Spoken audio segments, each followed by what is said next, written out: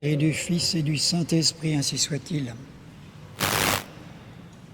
Eh bien, chers frères, les chroniques de l'ordre franciscain rapportent dans les débuts de l'ordre qu'un religieux qui était habitué à dire son chapelet tous les jours s'est aperçu un soir qu'il l'avait omis.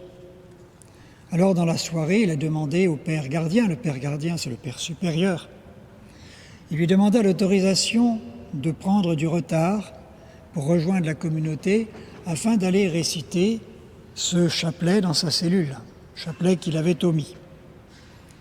Il mettait beaucoup de temps à venir et le supérieur, au bout d'un moment, envoyait un moine le chercher. Et il le trouva à genoux devant la Vierge, devant lui et avec deux anges. Et à chaque Ave Maria qu'il prononçait, une rose sortait de sa bouche, un ange s'avançait et la déposait en couronne sur la tête de la Vierge. À l'Ave suivant, un autre ange fit de même. Notre moine était tout à fait étonné. Et comme il tardait à venir, le deuxième tardant à venir, le supérieur trouva habile d'en envoyer un troisième, lequel assista au même spectacle et resta tout aussi ébahi, sans même oser intervenir. Au bout d'un moment, ce fut un quatrième, puis un cinquième. Au bout d'un moment, ce fut toute la communauté. Et on comprend que Dieu éprouve de la joie à cet honneur qui est rendu à la Vierge, car, bien sûr, il aurait pu créer un monde totalement différent, un monde plus beau peut-être, mais faire une créature plus pure que la Vierge Marie, il ne le pouvait pas. Il ne le pouvait pas car elle est aux confins de la divinité, elle est choisie pour être tabernacle du Dieu très haut, tabernacle de Dieu, et pour recevoir, former en elle-même, celui qui va pénétrer dans la création faite par Dieu, celui qui sera Dieu et homme. Donc on ne peut pas trouver de plus beau, de plus belle créature, de créature plus parfaite, et Dieu tire un très grand honneur, une très grande gloire à tout honneur qui est rendu à cette plus belle de ses créatures, qu'il s'est choisie comme mère pour s'incarner. Et il cède à ses prières, il cède à ce qu'elle demande.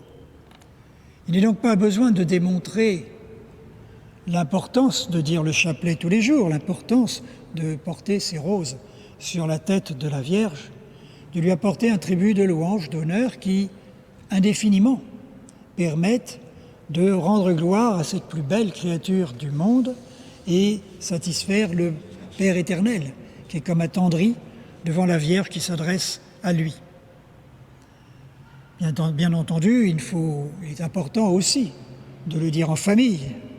Les petits doivent le faire, les grands doivent le faire, tout le monde doit le faire avec cette ténacité. C'est une des plus belles prières de famille et on ne peut pas l'omettre.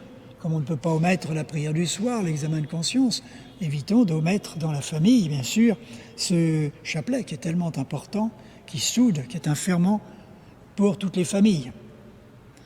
Et en plus, le chapelet est une école de méditation. Alors, il n'y paraît pas au premier abord, car cet aspect répétitif semble un peu lancinant, semble peut-être nous occuper d'une façon trop matériel, donc étant trop pris dans la matérialité de la prière, il nous semble que l'aspect plus formel, l'aspect plus spirituel est plus absent de notre paysage. Et on trouve bien des gens qui nous disent « mais oui, mais mon chapelet, il est répétitif, il est mécanique, je ne prie pas ». Si, vous priez. Vous priez de toute façon, vous auriez pris le même temps à faire une méditation pure et simple, vous auriez peut-être eu encore plus de distractions. Donc, il est un petit peu ce balancier qui est là en train de répéter vos Ave Maria et qui vous ramène indéfiniment, puis ensuite, parce que vous êtes obligé d'énoncer les mystères, vous êtes donc obligé de vous rappeler alors, d'une certaine façon, d'être obligé de vous mettre devant ce mystère. Vous savez, le saint Louis-Marie Grignon de Montfort a des petites phrases qu'il propose pour se préparer à dire chacun des mystères. Et en particulier, à la fin de chaque dizaine, il fait rajouter, après le Gloria, grâce de ce mystère de la visitation, ou grâce de ce mystère de la nativité, descendez dans mon âme. C'est un extraordinaire rappel à l'ordre sur la méditation qu'on aurait dû faire, qu'on a peut-être fait de manière très médiocre. Et on s'aperçoit que c'est une sorte de contrainte pour notre esprit. Cette simple petite phrase est une sorte de contrainte dans notre esprit. Il nous oblige à nous dire, attention, vous êtes en train de prier, vous êtes en train de méditer sur toute la préparation du mystère de l'incarnation, méditer sur l'incarnation, méditer bien sûr sur la plénitude de la grâce qui a été communiquée grâce à la mort, à la souffrance, à la réparation de notre Seigneur Jésus-Christ. Et méditer, bien entendu, sur ce triomphe glorieux auquel sont appelés tous les élus. Donc vous voyez, le chapelet nous rappelle tous les mystères du salut. Il est donc au cœur même de ce qui fait l'architecture de notre méditation. Lorsque nous méditons, nous ne méditons jamais sur autre chose que la Trinité, la création, le péché, l'incarnation, la rédemption et le salut glorieux. C'est toujours cette réalité que nous tâchons de méditer. Il n'y a de glorification de l'homme que dans cette prière. Et la valeur de cette prière se mesure bien sûr à cet amour avec lequel nous le faisons, cette constance avec laquelle nous nous efforçons de présenter à la Vierge, de faire monter vers la Vierge ses Ave Maria et ses roses.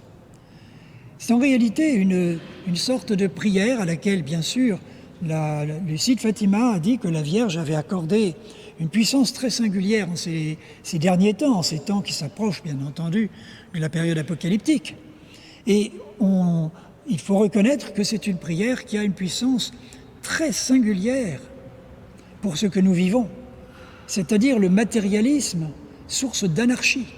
Nous sommes dans une anarchie totale, dans un délire complet du gouvernement, de tout ce qui nous gouverne, quelles que soient les puissances qui convergent pour arriver à induire nos comportements, mais que ça vienne de l'étranger, que ça vienne de chez nous, d'où que ça vienne. Nous sommes comme sous une gouvernance qui n'a ni queue ni tête. Et pourquoi ?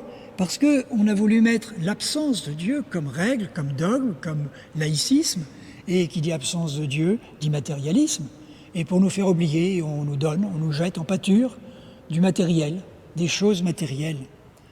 Une des premières, et la première victoire recensée comme étant spécifiquement du rosaire, je ne parle pas victoire de la Vierge, il y en a bien d'autres, mais historiquement on s'accorde à penser qu'on la doit à Saint Dominique dans cette victoire des Murets, de deux Murets, de la ville de Muret à côté de Toulouse.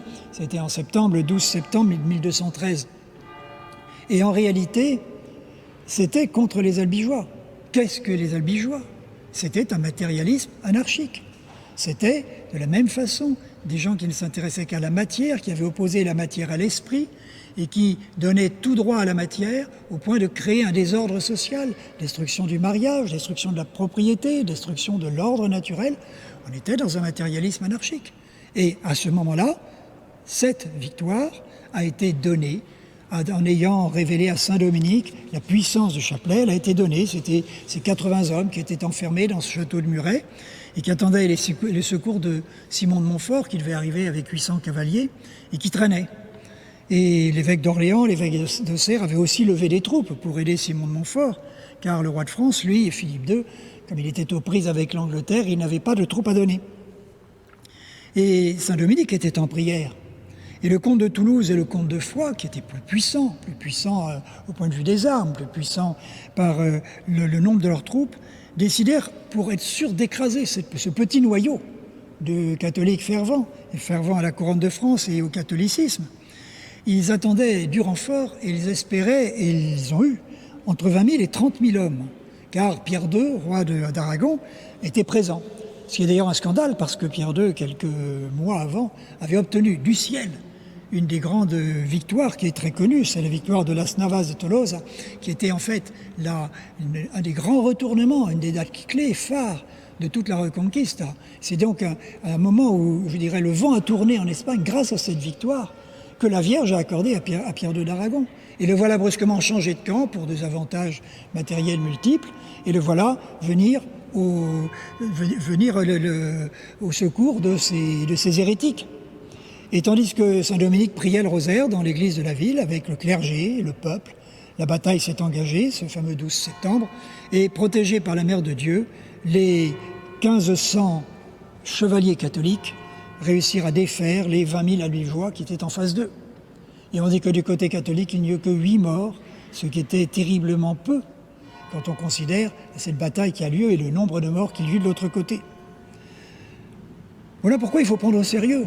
Cette arme qui nous est donnée, il faut la prendre au sérieux. Il est étonnant que des personnes âgées même ne prennent pas au sérieux ce paratonnerre spirituel qu'on nous a donné, qui est capable de retourner les situations, qui est capable de lutter contre ce matérialisme anarchique. Et on voit des personnes qui disent qu'ils sont trop âgées, qu'elles n'ont pas le temps. Mais quel est leur rôle avant tout, si ce n'est d'être le paratonnerre? Et les familles, pourquoi ne font-elles pas prier les enfants qui, par la fraîcheur de leur âme, leur donnent cette puissance d'être un paratonnerre face à Dieu? Alors prenons l'habitude d'utiliser ce moyen facile, puissant, faisons-en notre devoir, et quand Dieu nous en laisse la possibilité et le temps, pourquoi même ne pas aller jusqu'à dire notre rosaire quotidien, plus encore que le chapelet, pour être sûr d'accorder à la Vierge Marie la victoire à laquelle elle a le droit sur l'antique serpent et sur les désordres du monde. Au nom du Père et du Fils et du Saint-Esprit.